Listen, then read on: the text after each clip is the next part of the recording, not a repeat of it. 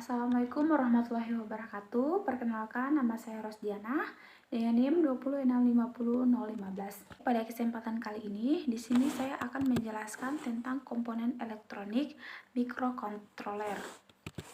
Yang dimana Elektronika merupakan bagian penting di dalam kehidupan kita. Elektronika adalah ilmu yang mempelajari tentang listrik, arus lemah yang dioperasikan dengan cara mengontrol aliran elektron atau partikel bermuatan listrik dalam suatu alat. Pengendalian elektron ini terjadi dalam ruangan hampa atau ruang yang berisi gas bertekanan rendah seperti tabung gas dan bahan semikonduktor. Arduino. Umumnya perangkat elektronika digital bekerja membutuhkan input tegangan rendah 3,3 volt dan 5 volt untuk standar dengan maksimal sekitar 6 volt agar komponen digital tidak rusak. Selanjutnya di sini ada resistor. Resistor adalah salah satu komponen elektronika yang berfungsi untuk memberikan hambatan terhadap aliran arus listrik. Dalam rangkaian listrik dibutuhkan resistor dengan spesifikasi tertentu, seperti besar hambatan, arus maksimum yang boleh dilewatkan, dan karakteristik hambatan terhadap suhu dan panas. Kemudian ada resistor memberikan hambatan agar komponen yang diberikan tegangan tidak dialiri dengan arus yang terlalu besar, serta dapat digunakan sebagai pembagi tegangan. Di samping adalah contoh bentuk resistor dan rangkaiannya. Selanjutnya, kapasitor. Kapasitor adalah komponen elektronik yang berfungsi untuk menyimpan muatan listrik. Salah satu jenis kapasitor adalah kapasitor keping sejajar. Kapasitor ini terdiri dari dua buah keping metal sejajar yang dipisahkan oleh isolator yang disebut elektrik. Selanjutnya ada dioda. Dioda adalah device semikonduktor yang mengalirkan arus satu arah. Dioda terbuat dari germanium atau silikon yang lebih dikenal dengan dioda Junction.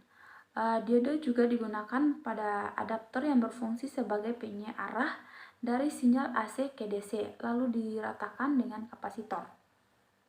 Berikut di samping adalah contoh bentuk dioda atau simbol dioda. Selanjutnya LED. LED merupakan komponen yang dapat mengeluarkan emisi cahaya. LED merupakan produk temuan lain setelah dioda. Strukturnya juga sama dengan dioda, tetapi belakangan ditemukan bahwa elektron yang menerjang sambungan PN juga melepaskan energi berupa energi panas dan energi cahaya. Selanjutnya, pada saat ini warna-warna cahaya LED yang banyak adalah warna merah, warna kuning, dan hijau. LED berwarna biru sangat langka. Pada dasarnya semua warna bisa dihasilkan, namun akan menjadi sangat mahal dan tidak efisien dalam memilih LED selain warna. Perlu diperhatikan tegangan kerja, arus maksimum, dan disipasi dayanya. Selanjutnya LED matriks. Dot matriks atau matriks LED merupakan kumpulan titik cahaya yang tersusun menjadi sejumlah kolom dan baris. Pada komponen ini, LED tersusun pada kolom dan baris yang sudah ditentukan, dan setiap pin di kolom dan baris tersebut harus tersambung ke data digital di mikrokontroler untuk dikontrol. Berikut adalah contoh gambar LED matriks. Bisa dilihat dari gambarnya tersebut. Kemudian, pada dasarnya LED matriks adalah display LED yang disusun sedemikian rupa sehingga untuk membuat sebuah karakter dibutuhkan kombinasi tegangan antara pin baris dan kolom. Berikut adalah salah satu rangkaian LED penyusunan LED matriks. Selanjutnya ada relay, yang dimana relay transistor tidak dapat berfungsi sebagai switch atau saklar tegangan tinggi. Selain itu, umumnya tidak digunakan sebagai switching untuk arus besar. Dalam hal ini, penggunaan relay sangatlah tepat. Relay berfungsi sebagai saklar yang bekerja berdasarkan input yang dimilikinya. Relay dapat switch AC dan DC transistor, hanya switch DC. Kekurangan relay ialah ukurannya jauh lebih besar daripada transistor. Berikut adalah gambar bentuk relay dan simbolnya. Selanjutnya ada transistor. Transistor bipolar biasanya digunakan sebagai saklar elektronik dan penguat pada rangkaian elektronika digital. Transistor memiliki 3 terminal. Transistor biasanya dibuat dari bahan silikon atau germanium. 3 kaki yang berlainan membentuk transistor bipolar adalah emitor, basis, dan kolektor. Pada gambar di samping yaitu berbagai transistor NPN dan PNP. Rangkaian standar transistor dengan input tegangan fin dan cara pemberian tegangan sebagai berikut ya. Nah, selanjutnya ada LDR. Transistor jenis lainnya adalah LDR. Seperti gambar di mana resistensinya berubah seiring dengan perubahan intensitas cahaya yang mengenainya. Dalam keadaan gelap, resistensi LDR sekitar 10 mH dan dalam keadaan terang sebesar 1 atau kurang. LDR digunakan untuk mengubah energi cahaya menjadi energi listrik. Saklar cahaya otomatis dan alarm pencuri adalah beberapa contoh alat yang menggunakan LDR. Kemudian sensor cahaya berfungsi untuk mendeteksi cahaya yang ada di sekitar kita. Sensor yang terkenal untuk mendeteksi cahaya ialah LDR atau light dependent resistor. Sensor ini akan berubah nilai hambatannya apabila dapat berubah tingkat kecerahan cahayanya. Berikut contoh simbol LDR dan bentuk LDR. Selanjutnya ada fototransistor, di mana ada komponen ini sering digunakan untuk sensor garis pada robot pengikut garis atau line followers. Kemudian perhatikan karakteristik spektrum cahaya sebagai berikut. Ini adalah contoh spektrum cahaya dan respon manusia. Bisa dilihat di gambar di samping. Kemudian ada infrared, memiliki sifat yang sama dengan transistor, yaitu menghasilkan kondisi cut off dan situasi.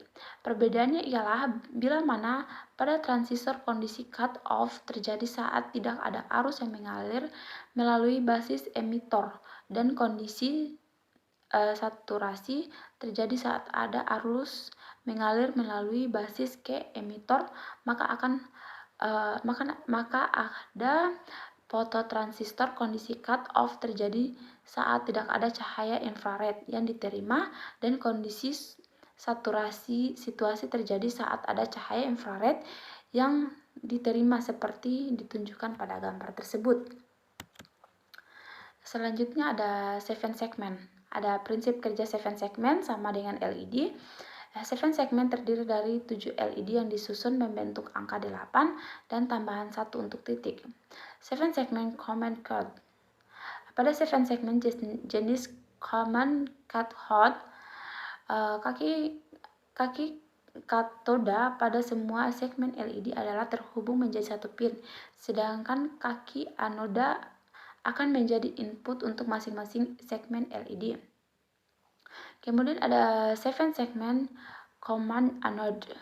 Pada 7 segmen jenis common anode atau anoda, kaki anoda pada semua segmen LED adalah terhubung menjadi satu pin, sedangkan kaki katoda akan menjadi input untuk masing-masing segmen LED.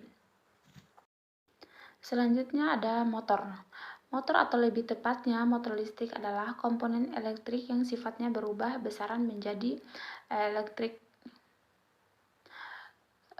fisik berupa putaran. Motor listrik terdiri atas 3 bagian utama yang disebut stator, bagian yang diam, dan rotor, bagian yang bergerak, dan air gap. Berikut di samping adalah contoh motor DC.